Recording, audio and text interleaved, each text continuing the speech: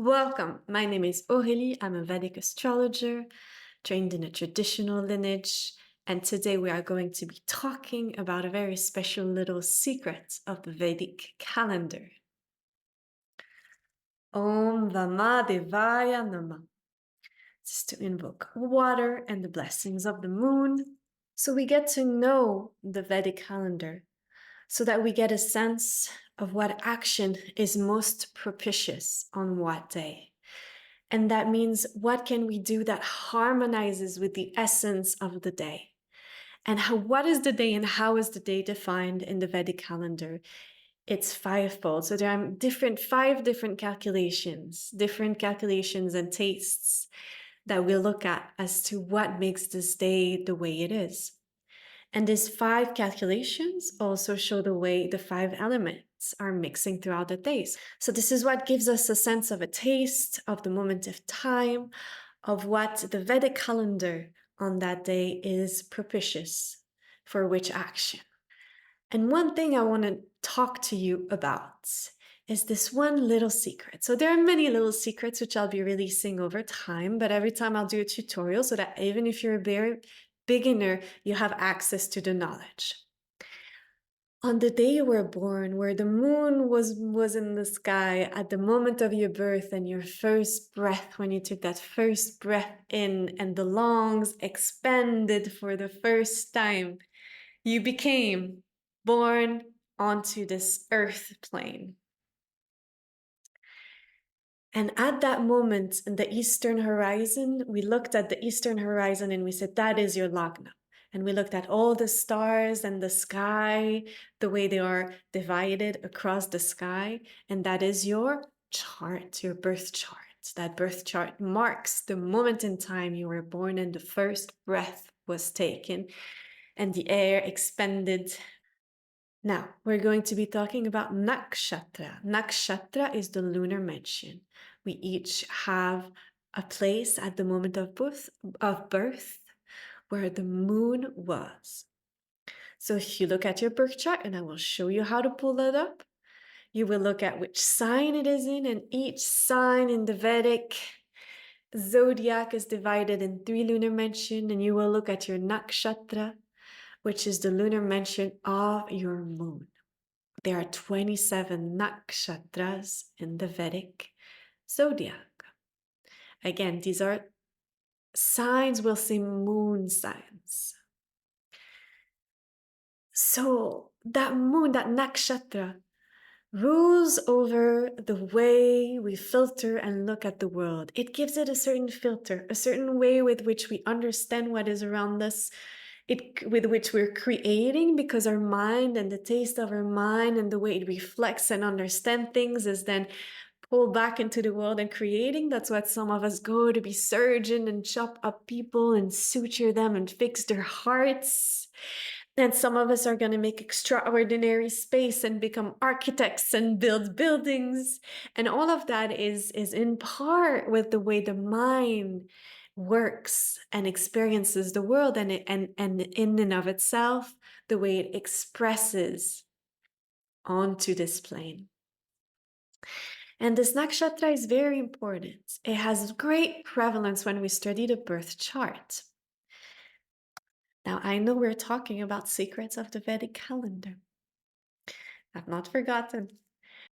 So now that you understand what is your nakshatra, which is your lunar mansion, I want you to know this little secret, which will be of great advantage to your day-to-day life, your yearly rhythms. Whenever the moon is transiting your birth nakshatra, so each month the moon is going to go through all the zodiac and become full again and new and full and new, moves through the zodiac in its own rhythm.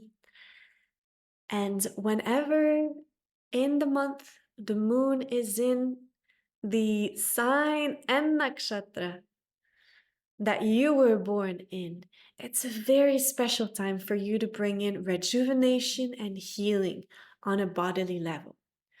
So on this day, do something nurturing for your body. You can get, if massages are really good for you, do that. If you're doing acupuncture treatment and those are very benefic, make sure to use this special day a month to book that appointment on that day. So go do something rejuvenating, something that is self-caring. It's not about a spiritual inner practice. It's really about doing something that is beneficial for your body, for your rejuvenation, for the water inside. We know some people do, I do really well with sauna. So I go to the sauna, I sweat, and then I do the cold shower. Then I sweat some more and I get the red cheeks, and it really helps me detox. And in conjunction with fasting, which is something else about secrets of the Vedic calendar, I'll be releasing special days to fast to pacify certain conditions. But today we're talking about healing on the bodily level. So now we've talked about secret of the Vedic calendar. Do something nurturing, self-care when the moon is transiting through your nakshatra. And I'm going, if you're a beginner, stay tuned. If you know already about Vedic astrology, you don't need me to teach you this. But if you're new, this is specifically for you. We're now going to pull up a Vedic astrology software. We're going to pull up a chart so that you can pull up your birth chart. And then we're going to look at your moon's nakshatra. And then I'm going to take you to the Panchanga, which is where we can look at which day the moon is transiting what lunar mention, so that you, on your own, without my help, can go and find this day every month, and you can mark it in your calendar, and you can do this nurturing, and you can benefit greatly of doing an activity that is completely harmonized with the essence of the day, which completely vibrates to also your own, because it's your nakshatra, to your own body. Yeah, because that's the magic, is about this harmony, about doing the right thing at the right time, about knowing when, which little moment in time is most beneficial to blossom and bloom something. And there is a moment to blossom and bloom everything. There are moments that are great to take alone because the loan will be destroyed, and these are not the most auspicious moment that everything is gonna grow. And just like there are moments to plant trees where we know there's going to be nurturing and certain elements are going to be more important for that. There's a moment for this marriage, which actually, you know what, in Vedic astrology, it's one of the most difficult muhurtas to find, and it's the most elaborately difficult to get a very good matching between two people for a marriage muhurta. That takes, it's greatly intricate. It takes, to do it properly, it takes someone who's really properly trained. And honestly, I think I would only trust one person in my, and I know I'm a Vedic astrologer from tradition and I go to conferences. There's only one person I would actually trust to do a marriage muhurta. So just to explain to you, that's no joke. Don't be, yeah, that's no joke. I got lost at marriage muhurta. No, we're talking about nakshatra. Okay, well, there's a moment in time for everything, and it's about knowing when to do the right thing. So in this right moment, the right thing that we're going to do is we're going to pull up deva.guru, which is a free software. You don't need to pay anything. You can if you want to, if you're using it a lot. It has subscriptions, but I'm not selling subscriptions. I'm just saying. We're going to pull up deva.guru. We're going to pull up your chart. And we're going to learn how to find when the moon is in your birth nakshatra every month. Let's get to it. So welcome. Okay, welcome back. Now we're going to be going into the tutorial part of this video, which is to show you where to find your nakshatra, how to pull up your chart, and where to find when the moon is going to be transiting your birth nakshatra, lunar mention, every month. So I'm going to send you to this free software that is reliable, trustworthy, and all the good stuff. You don't have to sign up. You can just pull up your chart. If you do want to save your chart on here, you can actually sign up for free, but there is no obligation. You can use the software regardless. The best part about this software, we just said it's reliable and well done, which obviously is the best part, but the second best part is that you can actually use it on your iPhone or your smartphones, which is rare, unique. So you're going to want to go on deva.guru. So you're going to type DEVA.GURU, which is all you need. Deva.guru. Press enter. So you'll come to this page, which is all the birth charts and whatnot.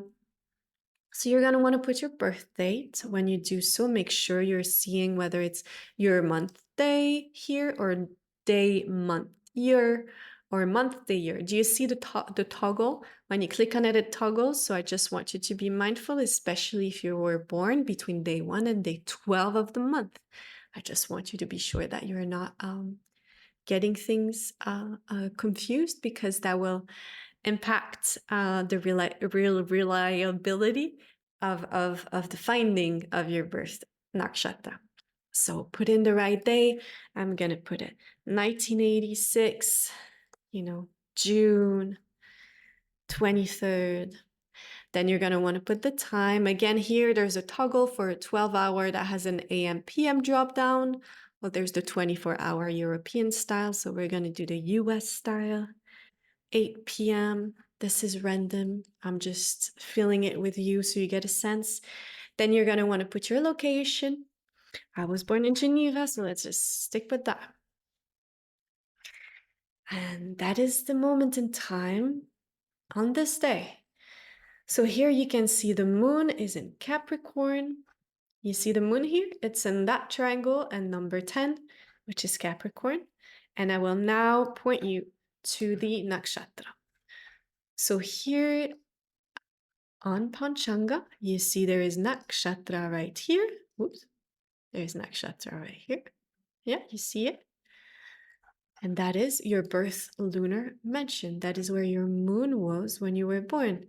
And that is Uttara Shadha. Again, it's in number 10 in Capricorn, and it's Uttara Shadha.